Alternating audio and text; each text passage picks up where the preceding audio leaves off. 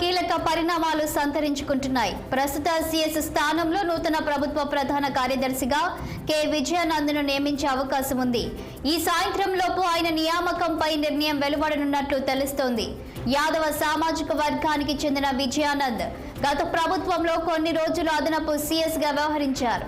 1992 batch కు చెందిన senior IAS అధికారి విజయానంద్ ఉమ్మడి రాష్ట్రంలో నల్గొండ, రంగారెడ్డి జిల్లాలో కలెక్టర్గా, ఏపీ ట్రాన్స్కో, ఏపీ జెన్కో సీఎండీగా పనిచేశారు.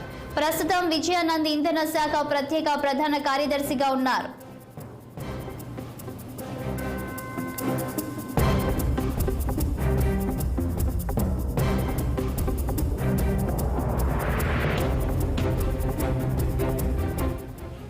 మరోవైపు ప్రస్తుత సీఎస్ జవహర్ రెడ్డిని సెలవుపై వెళ్లాల్సిందిగా సాధారణ పరిపాలనా శాఖ ఆదేశించింది. దీంతో ఆయన సెలవుపై వెళ్లారు. ఆయన ఈ నెలాఖరున ఆయన పదవీ విరమణ చేయనున్నారు. అటు ఆర్థిక శాఖ ప్రత్యేక ప్రధాన కార్యదర్శి రావత్ కూడా సెలవుపై వెళ్లారు. అనారోగ్య కారణాలతో సెలవు పెట్టినట్లు రావత్ పేర్కొన్నారు. అలాగే వైసీపీ ఓటమి తర్వాత పలువురు సలహాదారులు రాజీనామాలు చేశారు. ఏపీ అదనపు అడ్వకేట్ జనరల్ పొన్నవోలు సుధాకర్ రెడ్డి రాజీనామా చేశారు.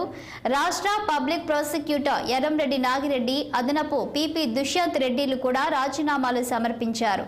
ఇక ప్రభుత్వ సలహాదారు పదవికి సజ్జల రామకృష్ణారెడ్డి ఇప్పటికే రాజీనామా చేశారు.